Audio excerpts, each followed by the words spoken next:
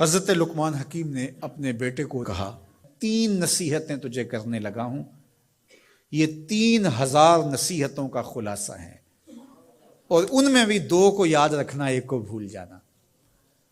تو بیٹا ہمہ تن گوش ہو گیا، تو حضرت لقمان بولے جو نیکی کی ہے اس کو بھول جانا، جو نیکی کی ہے اس کو بھول جانا، اور موت کو اور اپنے رب کو یاد رکھنا۔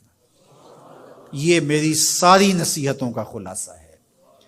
جو نیکی کی ہے وہ بھول جانا، چاہے وہ کسی شخص کے ساتھ کی ہے، چاہے وہ نیکی عبادت کی صورت میں ہے، چاہے وہ ریاضت کی شکل میں ہے، خدمت انسانی ہے، کسی رشتہ دار کے ساتھ نیکی کی ہے، تو کہا بھول جانا جس طرح کی ہوئی نہیں ہے۔ حضرت معاذ بن جبل رضی اللہ تعالیٰ عنہ حضور کے روضہ انور کے سامنے بیٹھ کے رو رہے تھے۔ حضرت عمر گزرے تو پوچھا اے معاذ کیوں رو رہے ہو؟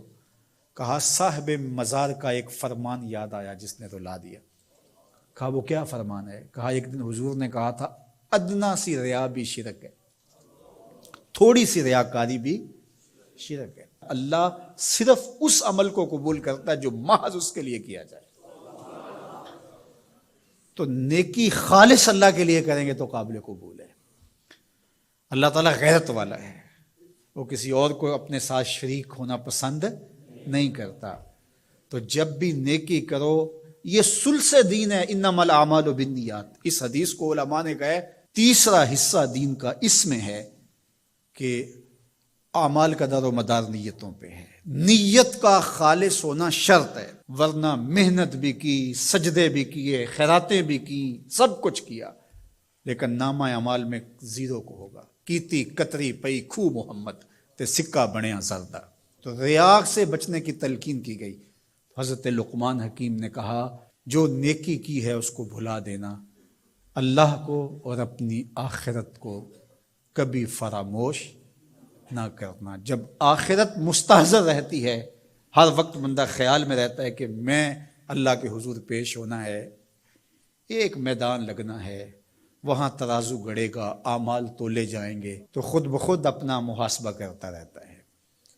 یہاں وہ کچہری خرید سکتا ہے، عدالتیں خریدی جا سکتی ہیں، تھانے یہاں بک جاتے ہیں، یہاں منصف بک جاتے ہیں، لیکن وہاں اللہ کی پولیس نہیں بکے گی، وہاں کے تفتیشی نہیں بکیں گے، وہاں کے تھانے، وہاں کی کچہریاں نہیں بکیں گی، وہاں ترازو پورا وزن تولے گا۔ یوم تبلی السرائر فما لہ من قوت ولا ناصر۔ فرمایا جس دن راز کھول دیے جائیں گے، کوئی کسی کی مدد نہیں کر پائے گا، اور نہ کوئی طاقت سے اپنے عیب کھلنے سے روک سکے گا۔ تو جب مستحضر ہوگا کہ میں اللہ کے حضور پیش ہونا ہے، ایک کچہری لگنی ہے، ایک عدالت لگنی ہے۔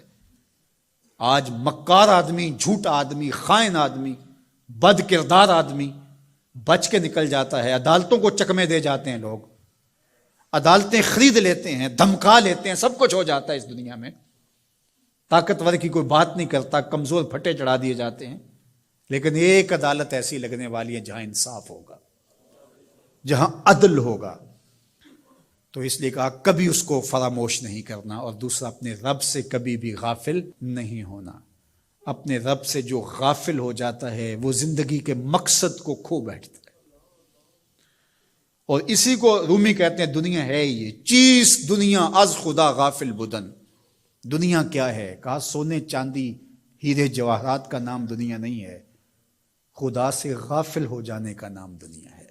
تو اس لیے اللہ کے ذکر سے، اس کی یاد سے، اس سے کبھی بھی غافل نہیں ہونا چاہیے۔ اور اگر کوئی اس سے غافل ہو گیا تو سن لو وَلَا تَكُونُوا كَالَّذِينَ نَسُوا اللَّهَ فَأَنسَاهُمْ أَنفُسَهُمْ أُولَٰئِكَ هُمُ الْفَاسِقُونَ۔ کہا ان لوگوں کی طرح نہ ہو جانا جو خدا سے غافل ہو گئے۔ تو جب وہ خدا سے غافل ہو گئے، اللہ نے انہیں ان کی ذاتوں سے بے خبر کر دیا۔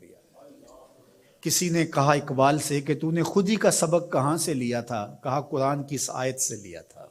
اور یہ بات ذہن میں بٹھا لیں، اپنے لیے بھی اور اپنی اولادوں کی طبع میں راسخ کریں جیسے بھی ہو سکے، کہ ایک چیز کو بھول جانا ہے، جو نیکی ہو گئی بھول گئے، اور اللہ کو بھی یاد رکھنا ہے اور آخرت کو بھی یاد رکھنا ہے۔ یہ چیز یاد رہ گئی تو سمجھ جاؤ خیر ہے، اور اگر یہ 2 چیزیں بھول گئی اور جو بھولنے کی چیز ہے وہ یاد رہی تو سمجھو ہم نے اپنا سب کچھ لٹا دیا۔